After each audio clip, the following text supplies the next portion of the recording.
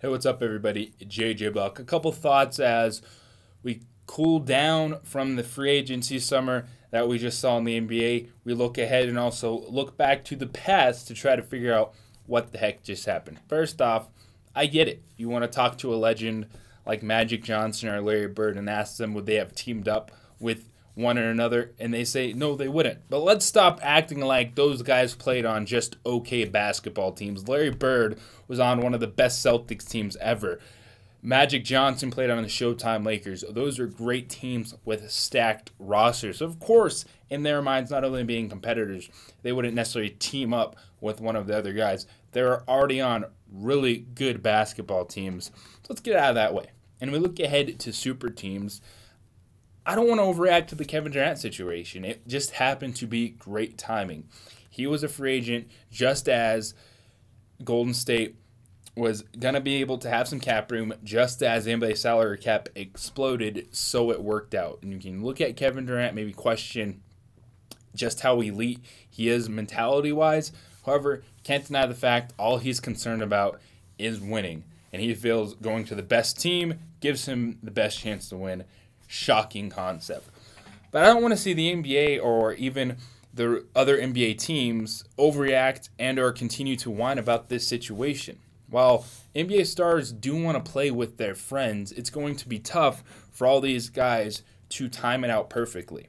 It worked out for LeBron James and Chris Bosh to go to Miami, go on a bit of a run, but then we also saw just LeBron go back to Cleveland and win a championship.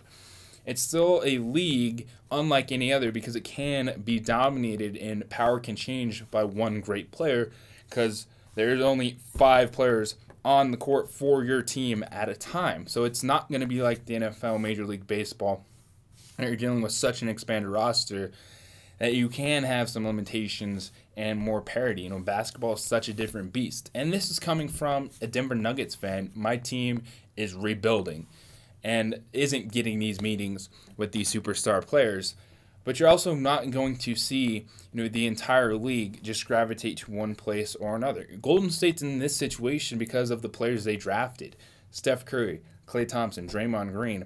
They developed into a championship team, thus attract attention. That possibility is there for other franchises. Now it's going to be tougher for those franchises to keep good players long term. But when hasn't that been an issue in sports? That's nothing new. Shaq going from Orlando to the Lakers. Stuff like that's always going to happen. But because of the Kevin Durant decision, don't need to see an overreaction in the rest of the NBA because there still are other good players that won't be able to team up with everybody that want to win. And Russell Westbrook is going to be a big case study next summer to see what his priorities are. He wants to get paid. He wants to be on a good team.